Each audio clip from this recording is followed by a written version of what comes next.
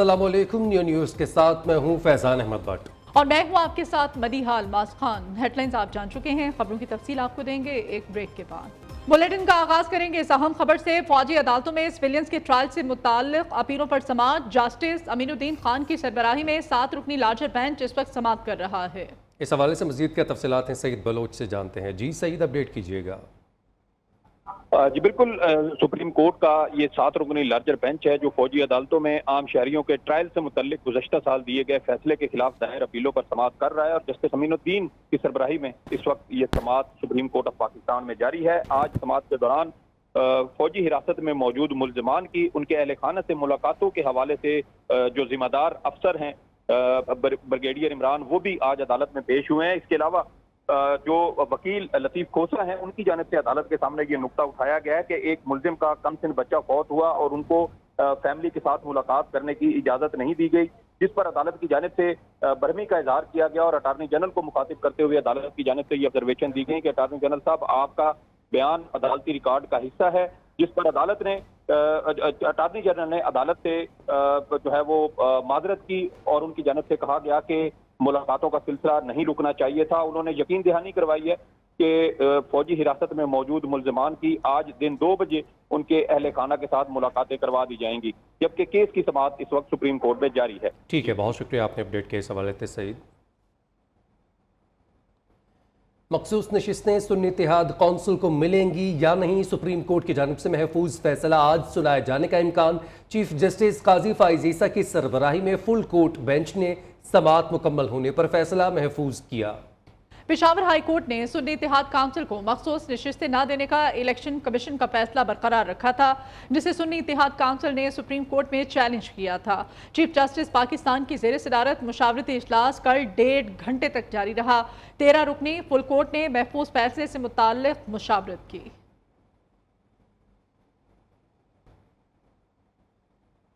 और अभी आपको बताएं कि अवाम को बिजली के बार बार झटके। कमर्शियल सारिफीन के लिए बिजली की बुनियादी कीमत में 8 रुपए 4 पैसे इजाफा कर दिया गया है। फी यूनिट 77 रुपए 15 पैसे का हो चुका है। ज़राई सारिफीन के लिए बिजली 6 रुपए 62 पैसे इजाफे के साथ फी यूनिट 46 रुपए 83 पैसे की कर दी गई है। बल्क सारिफीन के लिए 5 रुपए 51 पैसे इजाफे की मंजूरी दी गई है। जुलाई से फी यूनिट टैरिफ 59 रुपए 96 पैसे तक पहुंच जाएगा। सनती सारिफीन के लिए बुनियादी टैरिफ बरकरार रखा गया है।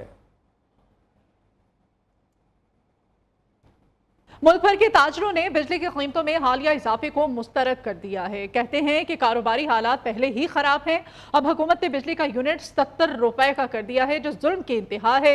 बिजली की कीमत में इजाफा वापस ना लिया गया तो कारोबार छोड़ने पर मजबूर हो जाएंगे। ताजरों का बिजली की कीमत से मुताल्लिक मजीद क्या कहना है, आइए आप भी जानिए। 3000 है और 200 एक यूनिट ऊपर चला जाए 8000 के ऊपर आ जाता है। इतने पैसे नहीं है कि वो बिजली के बिल अदा कर सके। बच्चे भूखे मर रहे हैं, आवाम का बुरा हाल है, कंडीशन इतनी बुरी हो जाए, लोग खुदकशियों के ऊपर मजबूर हैं। पिछले महीने जून में जो बिल है 18000 रुपया आया, ठीक है। हमने जो देख रहे हैं 2 पंखे लगे हुए हैं, एक पंखा चला रहे हैं, इस पे 18000 आ गया। बिल्कुल नहीं है कारोबार। बिजली इतनी बहुत ज़्यादा महंगी हो गई है। बिजली बहुत आता है, 25,000 26,000 एक फ्रिज चलानी होती है। औलाद खराब कर दें लोग, टका टोकरी बड़ी जिंदगी खराब कर दी खुदा। इन्होंने इंसानियत पैदा करनी चाहिए, इन्होंने निजे दर्जे लोगों ने देखना चाहिए कि उन्होंने हालात किस जा रहे। हमने बाग में पानी लगाना है, ट्यूबवेल चलानी होती है, हमारे घर बिजली नहीं है, हमारे पंखे लगे पड़े हैं, 50,000 बिल आ जाते हैं। कि इतना ही इजाफा कर रहे हैं, बाग सूख रहे हैं, कोई परेशान है, हम क्या करें, खुदकशी करें, क्या करें आप, हम तो बहुत ही परेशान है। 10-10 हज़ार बिल आ जाते हैं, जिसकी 20,000 तनख्वाह है वो कहाँ से बिल भरेगा, वो अपना इलाज करेगा या बिल भरेगा। इनको कुछ सोचना चाहिए, इनको खौफ खुदा नहीं है। बिजली बहुत ज़्यादा महंगी हो गई है, बिलों को पे करना बड़ा मुश्किल हो गया और फिर बिलों को अदा करना इंतहाई मुश्किल हो गया कमर्शियल दुकानों के लिए। और कारोबार वैसे नहीं है कि कारोबार आजकल बहुत स्लम्प आया हुआ है। खाने का पैसे पूरा करे, दुकान का किराया दे, बिल दे, बिजली के बिल दे, गैस का बिल दे, क्या करे। इतना कमर तोड़ महंगाई है कि हम लोग जो है ना बिल्कुल खुदकशी के लिए तैयार है। कारोबार भी ख़राब है, पहले से परेशान है, अभी ये और इजाफा हो गया तो इसमें हमारे मसाइल में और इजाफा हो गया। बिजली इतनी महंगी की जा रही है, इसमें हम गरीबों का जीना तो महाल हो चुका है। बिल्कुल यकीन करें कि बिल अदा करने के काबिल भी नहीं रहे हम। MQM ने बिजली की तकसीम कार कंपनीज के निजकारी का मुतालबा कर दिया। पाकिस्तान में ज़रूरत से ज़्यादा बिजली मौजूद है। इजाफी बिजली के बावजूद 18 घंटे लोड शेडिंग की जा रही है। बिजली चोरी और लाइन लॉसेस कम करने के लिए हुकूमत ने नया तरीका निकाला है। बिजली चोरी कम करने के लिए लोड शेडिंग ज़्यादा की जा रही है। लाइन लॉसेस कम करने के लिए बिजली की कम पैदावार की जा रही है। मुस्तफ़ा कमाल का दावा, कहते हैं सफ़ेद पोश आदमी बिल देने के काबिल नहीं रहा। हुकूमत का हनीमून टाइम ख़त्म हो चुका। मुल्क को दुरुस्त सिमत पर डालने के लिए अहम फैसले करना होंगे। उधर कोयटा में लोड शेडिंग के सताए शहरी पार्कों का रुख करने लगे हैं। दरख्तों के साए तले बैठकर अपने आप को गर्मी से बचाने की कोशिश कर रहे हैं, जबकि दूसरी जानिब शहर में बिजली की लोड शेडिंग का दौरानिया 11 घंटे तक जा पहुंचा है। मजीद शहर की सूरत हाल जानेंगे हमारे नुमाइंदे मोहम्मद हनीफ बाज़ई से। हनीफ, बताइएगा इस वक्त कोयटा में लोड शेडिंग का दौरानिया क्या है? जी बिल्कुल, कोयटा शहर में गर्मी की शिद्दत में इजाफे के साथ ही बिजली के एलानिया और गैर एलानिया लोड शेडिंग में भी जो है वो इजाफा हो रहा है। कोयटा शहर की अगर बात की जाए तो कोयटा शहर के वस्ती इलाकों में बिजली लोड शेडिंग का दौरानिया जो है वो 11 घंटे तक जा पहुँचे, जबकि कोयटा शहर के नवाई इलाकों में बिजली लोड शेडिंग जो है वो 17 घंटे की जा रही है, जिसके बायस शहरियों को काफ़ी मुश्किलात का सामना है। इस वक्त एक शहरी मेरे साथ मौजूद है, मजीद उनसे जानते हैं। आपको पता है कोयटा शहर में बिजली की जो मौजूदा सूरत हाल है, लोड शेडिंग जो हार्स टू हार्स चल रही है। यहाँ पर कहीं और इस जैसे जगह के अलावा सरवाइव करना बहुत ही मुश्किल है। तो ज़्यादातर लोग इस धूप में, इस सख्त धूप में वो कोशिश यही करते हैं कि वो किसी शेडो के नीचे एक ग्रासी में, एक पार में अपने आप को पनाह दे सके। हम लोग इधर पनाह लेने आए हुए हैं गर्मी से। जी बिल्कुल, जैसे आपने सुना का कहना है कि गर्मी की शिद्दत की वजह से उन्होंने पार्कों के रुख किए हुए जहाँ से वो गर्मी की शिद्दत से बच रहे, जबकि शहरियों ने हुकूमत से मुतालबा भी किया है कि बिजली के लोड शेडिंग का जो दौरान है उससे कम से कम किया जाए ताकि सख्त गर्मी में उनको कुछ रिलीफ मिल सके। यकीन है नौजवान नस्ल मुल्क की तरक्की की वजह बनेगी। ज़राअत और IT के शोबे में खसूसी तवज्जो दे रहे हैं। मुश्किल हालात में अच्छी कारकर्दगी दिखाने वाले नौजवान काबिल तहसीन हैं। दानिश स्कूल सिस्टम पाकिस्तान के दूसरे हिस्सों में लेकर जा रहे हैं। वज़ीर-ए-आज़म की लाहौर दानिश स्कूल के पोजीशन होल्डर तालिब इल्म अयान काशिफ से मुलाकात। शहबाज शरीफ का कहना है बलूचिस्तान में 4 दानिश स्कूल्स का इजरा कर रहे हैं। वज़ीर-ए-आज़म ने अयान काशिफ को लाहौर बोर्ड के इम्तिहानात में पहली पोजीशन हासिल करने पर 10 लाख रुपए का चेक और लैपटॉप इनाम में दिया। नून लीग से हुकूमत नहीं चल रही। हम हुकूमत बनाना भी जानते हैं और गिराना भी जानते हैं। खुद मैदान में आ गया हूँ। इस्लामाबाद हो या लाहौर, सबसे काम कराऊंगा। सदर मुमलिकत आसिफ अली जरदारी का पार्टी रहनुमाओं से खिताब। पीपल्स पार्टी के इजलास की अंदरूनी कहानी सामने आ गई। इजलास में पार्टी रहनुमाओं ने पंजाब और वफाकी हुकूमत के खिलाफ शिकायत के अंबार लगा दिए। हम भी वोट लेकर आए हैं, आवाम को जवाब दें हैं, हमारे साथ कोई तामुन नहीं किया जा रहा। पार्टी रहनुमाओं की शिकायत पर आसिफ जरदारी बोले, पीपल्स पार्टी के कारकुन तैयार हो जाएं, अब मैदान में निकलना होगा। IMF से कर्जे लेकर अवाम का इम्तिहान लिया जा रहा है। एक साबिक वज़ीर आज़म जो मैं करता था आज जेल में बैठा है। आसिफ जरदारी ने पीपल्स पार्टी रहनुमाओं को मसाइल हल कराने की यकीन दहानी करा दी। तौहीन इलेक्शन कमीशन और तौहीन chief election commissioner cases. Election commission ने फवाद चौधरी के वारंट गिरफ्तारी जारी कर दिए। बानी PTI और फवाद चौधरी के खिलाफ तौहीन इलेक्शन कमीशन केस की समाअत हुई।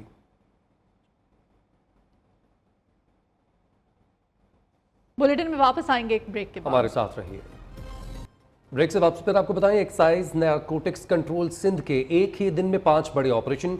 मनशियात के 7 स्मगलर गिरफ्तार। 59 किलो चर्स, 7 किलो आइस और 1 किलोग्राम हेरोइन बरामद हुई। Hub river road check post पर इंटेलिजेंस पर मबनी ऑपरेशन किया गया। इस ऑपरेशन के बारे में मजीद डिटेल्स देंगे। कराची से हमारे नुमाइंदे शफकत अजीज हमारे साथ हैं। शफकत, क्या अपडेट करेंगे आप? देखिए, एक्साइज नारकोटिक्स कंट्रोल सिंध ने एक ही दिन में 5 बड़े जो है वो मंशियात के खिलाफ ऑपरेशन किए हैं और मंशियात के 7 स्मगलर गिरफ्तार किए हैं और 59 किलो चर्च जो है, 7 किलो आइस और 1 किलो हेरोइन जो है वो बरामद कर ली गई है। ये कार्रवाइयां Hub river road check post पर जो है वो की गई है। वहाँ पर 2 ऑपरेशन की गई हैं। 2 मंशियात फरोश जो है वो गिरफ्तार की गई है। इसके अलावा पुरानी सब्जी मंडी है, वहाँ पर झंडा शाह कब्रिस्तान में एक्साइज टीम ने कार्रवाई करते हुए एक जो है लोग गिरफ्तार किए जो मंशियात में फरोख्त में मुलव्विस थे। Excise police district Malir Karachi में सुपर हाईवे पर टूल प्लाजा के करीब जो है वो कार्रवाई की है। इंटेलिजेंस सर्विस कार्रवाई थी जिसमें 40 किलोग्राम। बहुत शुक्रिया आपका शफकत। फ्लोर मिल्स की मुल्क भर में हड़ताल और गंदम की ग्राइंडिंग की जा रही है, ना आटे की सप्लाई है। Chairman flour mills association Asim Raza कहते हैं कि विद होल्डिंग टैक्स से आटे की कीमत में इजाफा होगा। मुतालबात की मंजूरी तक हड़ताल जारी रहेगी। नुमाइंदा न्यू अब्दुल वहाब शाहिद से मज़ीद तफसीलात जानते हैं। जी अब्दुल वहाब। बिल्कुल, हुकूमत ने आटे के कारोबार करने वाले पर विद होल्डिंग टैक्स जो है वो नाफिज किया है, जिस पर पाकिस्तान फ्लोर मिल्स एसोसिएशन ने तमाम जो मिल्स हैं उन्हें जो है बंद करने का फैसला किया और मुकम्मल तौर पर जो है वो हड़ताल की कॉल भी दे दी गई है और आज भी जो है वो मिलें बंद है। इस वक्त मरकज़ी चेयरमैन आसिम रजा हमारे से मौजूद हैं, इनसे बात। हमारा कभी भी आवाम को ख़राब करना या डिस्टर्ब करना मकसद नहीं रहा। अब भी आप देखें कि 6 तारीख को जो हमारा जनरल बॉडी का इजलास था उसमें फैसला किया गया कि हमने 4 दिन आगे जाके ये मार्केट फ्लड करके देना है ताकि गवर्नमेंट इस दौरान जो भी मामलात हैं उसको दुरुस्त कर दे। लेकिन अनफॉर्चुनेटली शायद वफाकी हुकूमत में मसरूफियत ज़्यादा थी फाइनेंस की तो उन्होंने अभी तक इस मामले को रिजॉल्व नहीं किया और ये एनॉमली है। कभी भी वफाकी हुकूमत में प्राइम मिनिस्टर साहब हों या हमारी CM साहिबा हों, इनका पर्सपेक्टिव कभी भी नहीं रहा कि आवाम को महंगा आटा मिले, तो ख़ास तौर पे ये टैक्स लगा के महंगा मिले, तो ये एक एनॉमली है जिसको दूर होना ज़रूरी है। जबकि हड़ताल की कॉल जो है वो तहाल जारी है और आटे की सप्लाई मुतासिर है। मुल्क भर के अंदर जो है वो ये हड़ताल तकरीबन 8 रोज़ मज़ीद जो है वो जारी रहने का इम्कान जाहिर किया गया है और उसके बाद एक जनरल बॉडी का इजलास तलब किया जाएगा और फिर फैसला किया जाएगा कि मज़ीद जो है वो उसका आइंदा लाहे अमल क्या होगा। जी, फ्लावर मिल्स की विद होल्डिंग टैक्स के खिलाफ मुल्क भर में हड़ताल। फ्लावर मिल्स ने गंदम की पिसाई का काम बंद कर दिया है। कराची समेत मुल्क भर में फ्लावर मिल्स ने आटे की सप्लाई भी बंद कर दी है। काशिफ मुनीर से मजीद तफसीलात जानते हैं। जी काशिफ, बताएगा कराची में भी तमाम मिलें बंद कर दी गई? जी, मुल्क भर की तरह कराची में भी फ्लोर मिल्स ने जो है वो हड़ताल शुरू कर दी है। मुल्क के सबसे बड़े शहर में तमाम फ्लोर मिल्स ने अपना काम जो है वो बंद कर दिया है। आज कराची में किसी भी फ्लोर मिल पे जो है वो गंदम की पिसाई नहीं शुरू की गई और ये जो गैर मुइना मुद्दत के लिए हड़ताल जो है वो शुरू हो गई है। कराची से आज आटे की सप्लाई मुकम्मल तौर पर जो है बंद हो गई है। हड़ताल के हवाले से मेरे साथ बात करने के लिए मौजूद हैं पाकिस्तान फ्लोर मिल एसोसिएशन के सीनियर अहदेदार हैं मलिक इकबाल साहब। इनसे पूछते हैं, कोई भी कारोबारी हो पाकिस्तान में जो एक इंडस्ट्री लगा के बैठा है उसमें बहुत सारे लोग उस इंडस्ट्री से वाबस्ता होते हैं, उसको बंद करना एक इंडस्ट्री के लिए इंतहाई मुश्किल कदम होता है। लेकिन हम बहालत मजबूरी, जब भी हमने इंडस्ट्री को बंद किया बहालत मजबूरी बंद किया है। ये जो अभी टैक्स का निफाज गवर्नमेंट करने जा रही है आटे पे, ये किसी भी हिसाब से काबिल कबूल नहीं है, इसलिए कि एक लेमैन गरीब आदमी किसी भी टैक्स को नहीं समझता, वो सिंपल बात को समझता है कि आटा महंगा हो गया। बहुत शुक्रिया जी, आपने मलिक इकबाल साहब की बात सुनी। उनका जब तक हुकूमत इस टैक्स को वापस नहीं लेती जब तक ये हड़ताल जारी रहेगी। यहाँ में आपको पता चलूँगा कराची में आज बिल्कुल जो है वो आटे की सप्लाई सुबह से ही रोक दी गई है और शहर में मुकम्मल तौर पर जो फ्लोर मिल्स हैं उन्होंने अपना काम बंद कर दिया है। जी, खैबर पख्तूनख्वा में फ्लोर मिल्स मालिकान ने हड़ताल कर दी है। फ्लोर मिल्स मालिकान विद होल्डिंग टैक्स के खिलाफ सरापा एहतजाज हैं। वहाँ की सूरत हाल जानेंगे। पेशावर से हमारे नुमाइंदे जमील खान हमारे साथ हैं जो इस वक्त एक फ्लोर मिल के बाहर ही मौजूद हैं। जमील, क्या सूरत हाल है? जी बिल्कुल, यकीनन बिजली की कीमतों में इजाफे, विद होल्डिंग टैक्स और दीगर टैक्सेस बढ़ने के खिलाफ आज पेशावर समेत खैबर पख्तूनख्वा भर में फ्लोर मिल्स के हड़ताल है और मिल्स बंद कर दिए गए हैं। इस वक्त हमारे साथ मिल्स के नुमाइंदे भी मौजूद हैं, मुंतजिमीन, उनसे भी जानते हैं। हड़ताल तो आज से शुरू हुई है और ये गैर मुइन्ना मुद्दत तक के लिए है, जब तक कि ये 3 मुतालबात हैं हमारे। एक ये कि BR ने जो विद होल्डिंग टैक्स लगाया है ये ख़त्म होना चाहिए। दूसरा ये कि MDI जो फिक्स चार्जेस हैं 500 से बढ़ाकर 2000 रुपये पर किलोवाट लगा दिए हैं, ये भी नाकाबिल बर्दाश्त है। बिल्कुल मिल इससे दिवालिया हो जाएंगे मतलब। और तीसरा जो वक्तन फ़वक्तन होता है सीज़न में, गंदम के आज़ादाना नक़्ल हमल अभी उसने फिर रोक दिया है। पंजाब हुकूमत ने अपनी मनमानी करते हुए आइन की खिलाफ। बहुत शुक्रिया आपका जमील, तमाम तफसीलात से आप हमें अपडेट कर रहे थे। हाजिर होंगे एक ब्रेक के बाद, आप हमारे साथ रहिए। Chief justice Islamabad high court Aamir Farooq Islamabad high court bar से खिताब कर रहे हैं। आपको बराह रास्त ले चलते हैं। एक towards his client, secondly towards the court, और उसने दोनों में ये प्रोफेशनलिज्म अपना रखना है।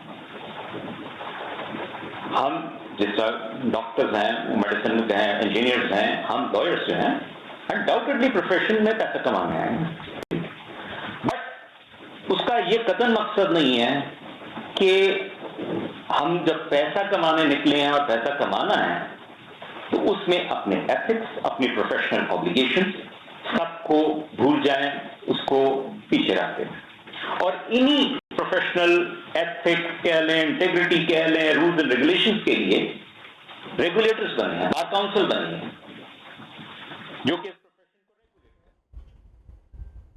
एज आई वाज सेइंग कि प्री पार्टीशन या जब से सब कॉन्टेंट का प्रोफेशन है, वो चेंबर कॉन्सेप्ट जो हमारा रहा है, जहाँ से ग्रूमिंग होती थी प्रोफेशनल, या जब से सब कॉन्टेंट का प्रोफेशन है, वो चेंबर कॉन्सेप्ट जो हमारा रहा है, जहाँ से ग्रूमिंग होती थी प्रोफेशनल, पिछले 10 से 15 सालों में वो इंस्टीट्यूशन ऑफ चैम्बर खत्म हो गया।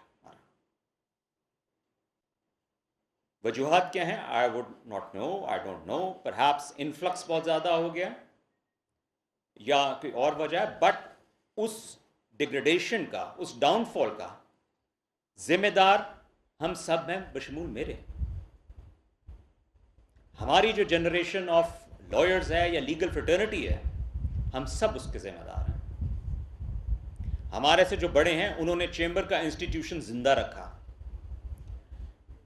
चूंकि चेंबर कॉन्सेप्ट, चेंबर इंस्टीट्यूशन खत्म होता जा रहा है, आहिस्ता आहिस्ता ड्विंडल करना चाह रहा है, उसकी वजह से एथिकल और एथिक्स के इश्यूज बहुत ज़्यादा प्रोफेशन में आ रहे हैं। एक नौजवान वकील जब ही जॉइन्स और शी जॉइन्स द प्रोफेशन, उनको बहुत सारी चीज़ों का नहीं मालूम होता, and there is no chamber to educate and guide that young lawyer. बहुत सारे यंगस्टर्स को they do not know how to present themselves, how to conduct themselves. हमें वो एथिकल इश्यूज जो आ रहे हैं, हमें वो ठीक करने हैं। नहीं करेंगे तो ये चीज़ें बढ़ती जाएंगी।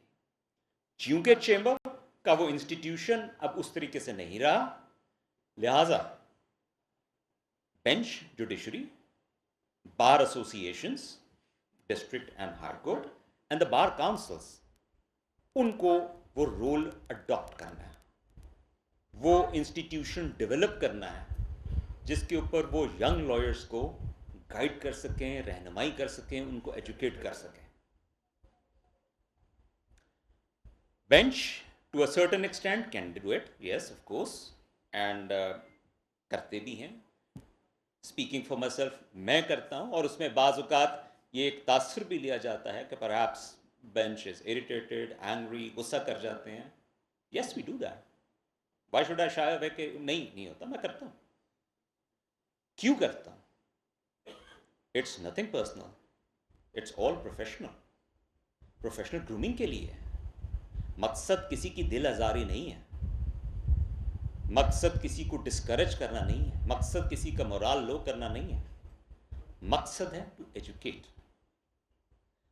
अनफॉर्चुनेटली हमारा थोड़ा सा ये वतीरा है कि anything said politely is not registered, anything which is said loud is registered. ये हम एज अ सोसाइटी है, गुस्से में, एंगर में we are loud and the recipient receives it more. ये अगर कोई समझता है कि अ जज, और फॉर दैट मैटर मैं अपनी बात करूंगा, मी एज अ जज, कोई पर्सनल लेवल पे किसी को कुछ कह रहा है, तो it's not, let me clarify and emphasise, it's not, it's all professional. And मैं कुछ नहीं आगे कहूंगा, my staff can vouch for it. When I pass the order, when I dictate the order और द जजमेंट, मेरे दिल में वो जो हुआ होता है on the rostrum, that does not play any part, इसलिए कि मैं किसी लिटिगेंट का नुकसान नहीं कर सकता। अगर मैं करूंगा तो I would be failing my duty, I would be failing my oath. Advertently, a judge is not supposed to. Inadvertently, we all are humans, we err. Right? लेकिन गुस्से में फैसला सही फैसला नहीं। एंड पिछले 10 साल में, again my staff can vouch for it, कि none of my decisions they are based on that. Having said that, इसमें हमने जो एजुकेट अपने यंगस्टर्स को करना है how to conduct themselves in the court, that is very important. And one way to begin it is, जो कि मैं बार एसोसिएशन से इन पर्टिकुलर रिक्वेस्ट करूंगा कि इसके ऊपर तवज्जो दें थोड़ी, is how we present ourselves. माजरत के साथ, बहुत माजरत के साथ, अदालत में बाज़ लोग आते हैं विद नो प्रॉपर टाई यहाँ तक नीचे होती है, नॉट सो लूज. शुरू में मैंने इस पर बहुत गुस्सा किया, आई मस्ट एडमिट. अब मैंने करना छोड़ दिया. ठीक, बहुत सारे इंस्टेंसेस में बाल इधर से उधर, उधर से इधर होते हैं. ठीक, शेव किसी ने की हुई है, किसी ने नहीं की हुई है. आई एम नॉट आस्किंग और एक्सपेक्टिंग एनीवन कि कोई बड़ा मिंट कंडीशन में कोई अरमानी का सूट पहन के आए या बाहर के जूते पहन के आए. Nothing of the sort. One should be decent. One should present oneself as decent. आप प्रोफेशनल हैं, आप कोर्ट में खड़े हैं, आप एक अपनी प्रोफेशनल जगह पे खड़े हैं. So starting point for ethics और being ethical is presenting oneself as presentable. ठीक है, वो बहुत ज़रूरी है. और अगेन मैं बार एसोसिएशन को इस पर रिक्वेस्ट करूंगा, क्योंकि बार एसोसिएशन का मकसद ही यही है कि यहाँ बैठ के खाली चाय पीना या सिगरेट पीना या गॉसिप करना नहीं है. यहाँ मकसद है उठना बैठना, जो कि इंग्लैंड का कॉन्सेप्ट है, जहाँ बार में वो डिनर्स करते हैं. whoever is a barrister has to attend those dinners. क्यों? ताकि उठना बैठना पता चले कि आपने अपने आप को कंडक्ट कैसे करना है. It's a way of life. It's not something कि it's for fun, it's just entertainment. No, it's a way of life. जिस तरह मैंने शुरू में कहा, ethics is a way of life. और खाली हमारी प्रोफेशनल एथिक्स नहीं, ethics as a human being. हमने जो माशरे में अपना किरदार अदा करना है as an individual, as an human being, वो भी एथिक्स है. तो हम लॉयर्स हैं और हम पढ़े लिखे लोग हैं, and it is expected that we will perform और we will come up to the expectation of the people accordingly.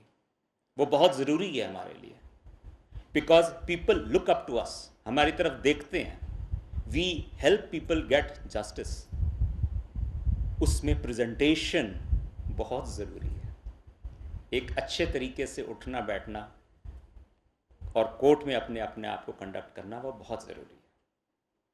Second, जो दूसरी चीज़ एक बड़ी कॉमन है, again which is purely based on observation. Naturally मैं profession as a lawyer, practising lawyer से 10 साल से बाहर हूँ, सो आई वोंट नो कि अभी ऑफिस में एनवायरनमेंट कैसी होती है, जनरली लोग कैसे करते हैं.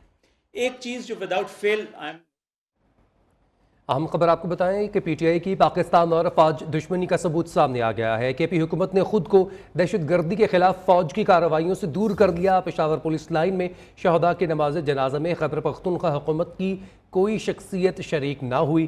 फ़ौजी शहदा के नमाज जनाजा में भी वज़ीर आला समेत हुक्काम शरीक नहीं हो रहे. पीटीआई हालिया दहशतगर्दी के लहर से अलग खड़ी हो गई. तहरीक इंसाफ की सारी दिलचस्पी सियासत पर मरकूज़ है. अपडेट कर रहे हैं आपको. पाकिस्तान तहरीक इंसाफ की पाकिस्तान और फ़ौज की दुश्मनी का सबूत सामने आ चुका है. खैबर पख्तूनख्वा हुकूमत ने खुद को दहशतगर्दी के खिलाफ फ़ौज की कार्रवाइयों से दूर कर दिया है. पेशावर पुलिस लाइन में शहदा के नमाज जनाजा में केपी हुकूमत की कोई शख्सियत शरीक ना हुई. फ़ौजी शहदा के नमाज जनाजा में भी वज़ीर आला समेत हुक्काम शरीक ना हुए. न्यूज़ बुलेटिन से फिल वक्त इतना है. हेडलाइंस आपको मुलाहिज़ा की न्यूज़ स्टूडियो से फिल वक्त इतना है.